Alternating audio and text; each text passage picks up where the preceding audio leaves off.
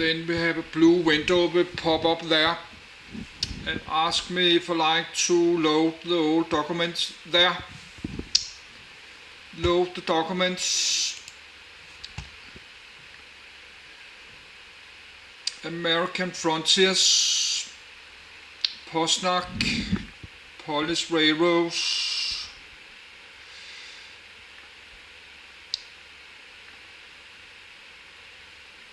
and the moon.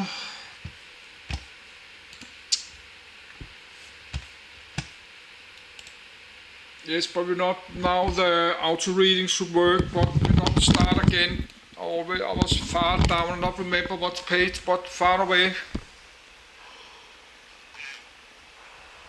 But we have to stop the video in like 15 minutes, I think, because I like to then I record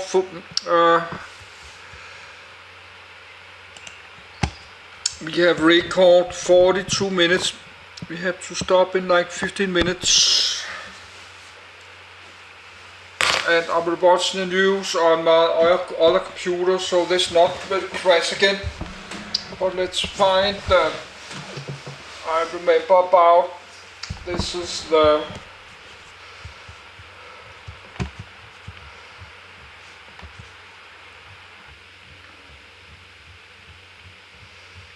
that was page like 20 something.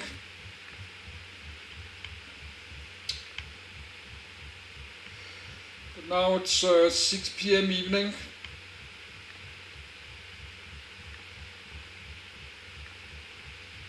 But I have to read this again. I cannot remember all this, and this is not my language. I'm from Denmark. I speak and read Danish, but I read English very well, but I not understand everything because I'm born in Denmark. I don't have a lot of English-speaking friends. I've not been traveling much the last 30 years. The last 20 years I've only been in my apartments. I've been home alone in my apartment last 20 years on pension.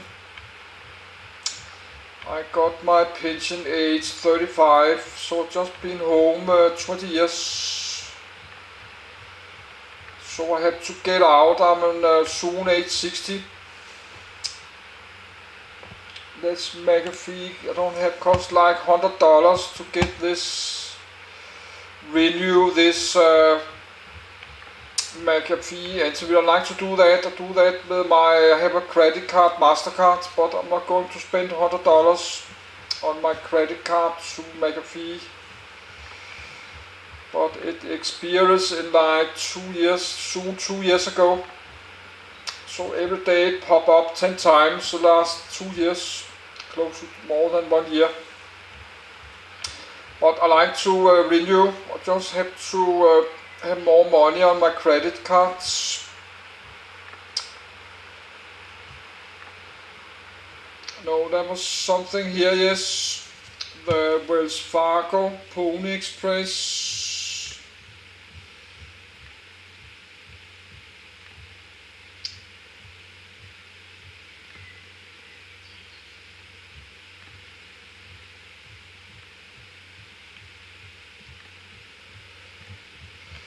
No, let's get back to something like here.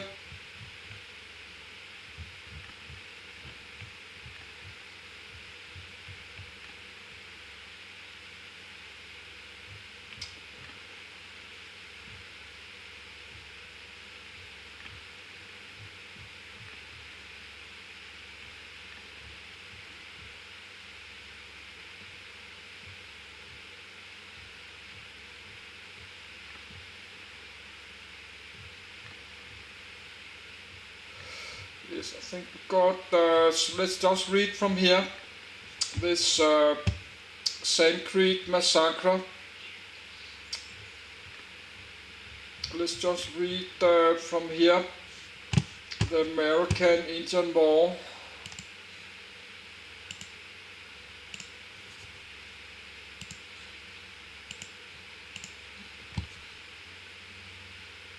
settlers escaping the Dakota War of 1862. The most dramatic conflict was the Sioux War in Minnesota in 1862, when Dakota tribes systematically attacked German farms to drive out the settlers. For several days, Dakota attacks at the Lower Sioux Agency, New Ulm and Hutchinson, killed 300 to 400 white settlers. The state militia fought back and Lincoln sent in federal troops. The ensuing battles at Fort Ridgely, Birch Coulee, Fort Abercrombie, and Wood Lake punctuated a 6-week war, which ended in an American victory. The federal government tried 425 natives for murder, and 303 were convicted and sentenced to death. Lincoln pardoned the majority, but 38 leaders were harmed. 139. The decreased presence of Union troops in the West left behind untrained militias. Hostile tribes used the opportunity to attack settlers. The militia struck back hard, most notably by attacking few quarters of the Cheyenne and Arapaho tribes, filled with women and children, at the Sand Creek Massacre in eastern Colorado in late 1864. 140. Kit Carson and the U.S. Army in 1864 trapped the entire Navajo tribe in New Mexico, where they have been raiding settlers, and put them on a reservation. 141. Within the Indian Territory, now Oklahoma, conflicts arose among the 5 civilized tribes, most of which sided with the South, being slaveholders. Hemsworths. 142. In 1862, Congress enacted 2 major laws to facilitate settlement of the West, the Homestead Act and the Pacific Railroad Act. The result by 1890 was millions of new farms in the Plains states, many operated by new immigrants from Germany and Scandinavia. The Postbellum West. Territorial governance after the Civil War. Camp Supply Stockade, February 1869. With the war over and slavery abolished, the federal government focused on improving the governance of the territories. It subdivided several territories, preparing them for statehood following the precedents set by the Northwest Ordinance of 1787. It standardized procedures and the supervision of territorial governments, taking away some local powers, and imposing much red tape, growing the federal bureaucracy significantly. 143. Federal involvement in the territories was considerable. In addition to direct subsidies, the federal government maintained military posts, provided safety from native attacks, bankrolled treaty obligations, conducted surveys and land sales, built roads, staffed land offices, made harbor improvements, and subsidized overland mail delivery. Territorial citizens came to both decry federal power and local corruption, and at the same time, lament that more federal dollars were not sent their way. 144. Territorial governors were political appointees and beholden to Washington, so they usually governed with a light hand, allowing the legislatures to deal with the local issues. In addition to his role as civil governor, a territorial governor was also a militia commander, a local superintendent of native affairs, and the state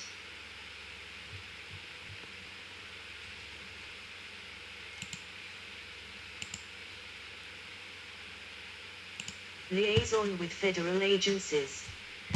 The legislatures, on the other hand, spoke for the local citizens, and they were given considerable leeway by the federal government to make local law. 145.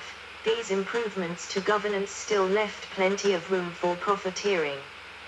As Mark Twain wrote while working for his brother, the Secretary of Nevada, the government of my country snubs honest simplicity but fondles artistic villainy, and I think I might have developed into a very capable pickpocket if I had remained in the public service a year or two.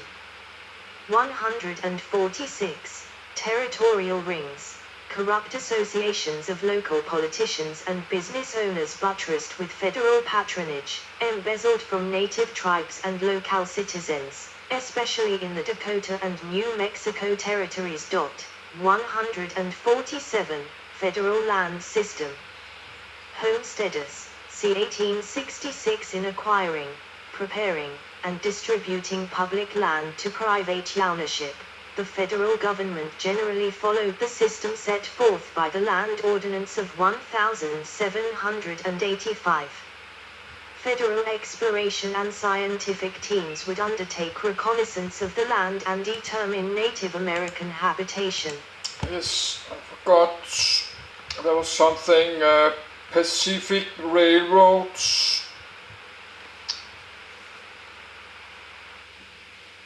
Pacific Railroad Act.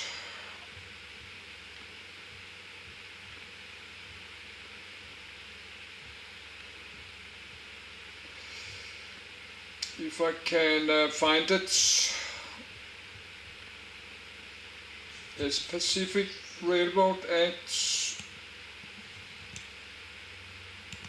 Untracked settlers. Oh no, let's stop. The militia struck back hard.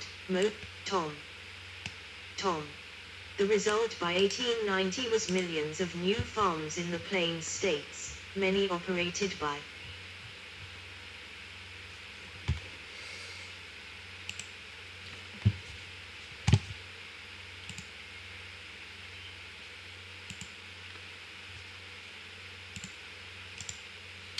duplicates.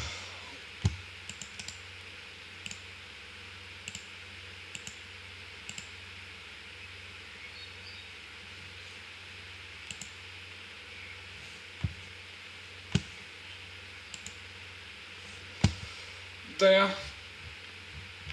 I need that.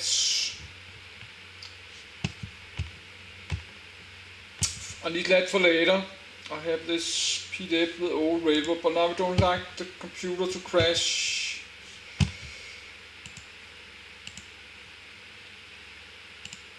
Liaison with federal agencies. The legislatures, on the other hand, spoke for the local citizens and they were given considerable leeway by the federal government to make local law. 145. These improvements to governance still left plenty of room for profiteering.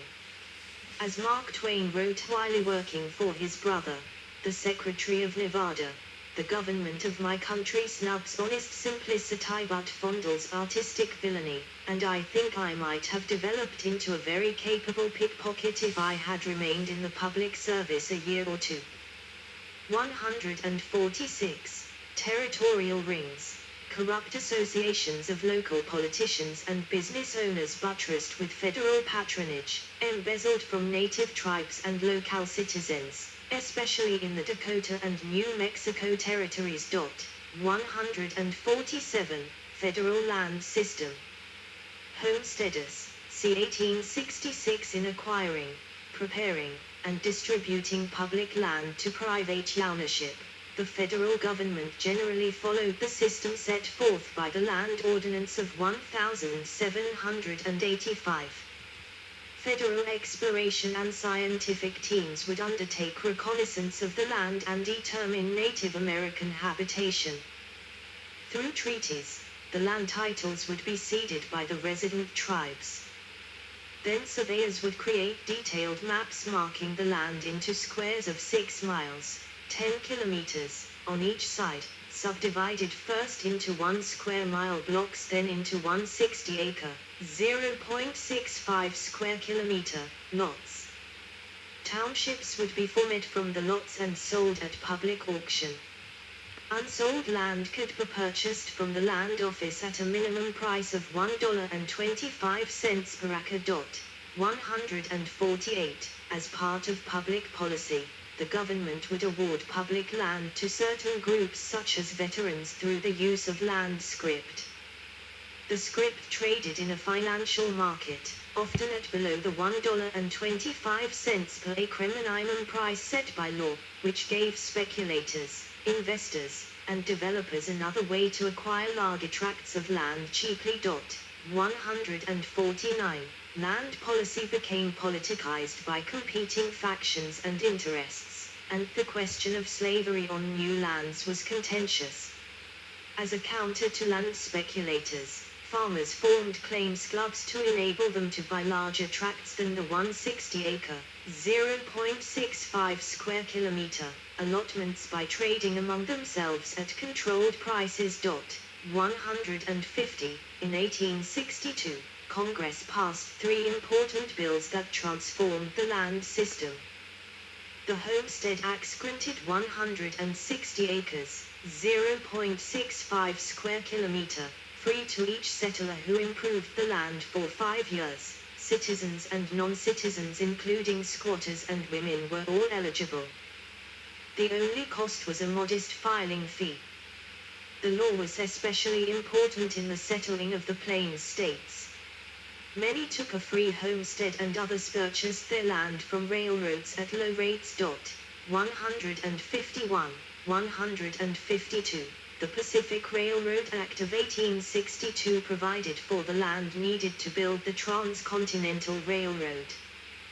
The land was given, the railroads alternated with government-owned tracts saved for free distribution to homesteaders. To be equitable, the federal government reduced each tract to 80 acres, 32.5, because of its perceived higher value given its proximity to the rail line.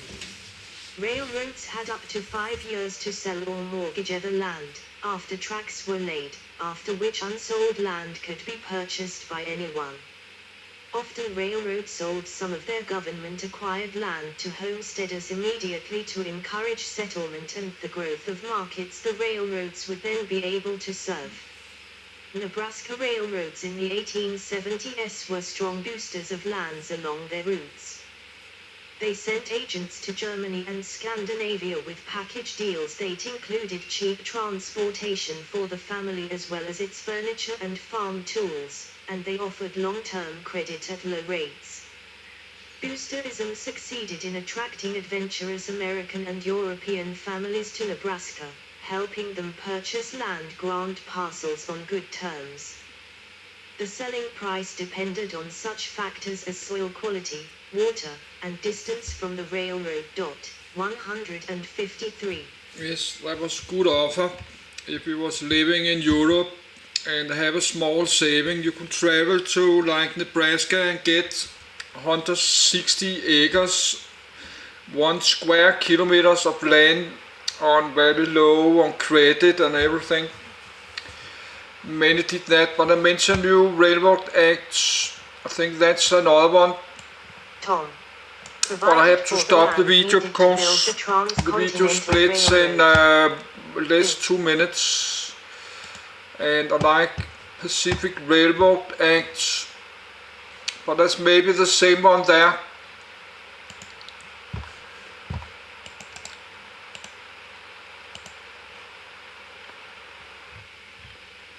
Yes, that's the same one there.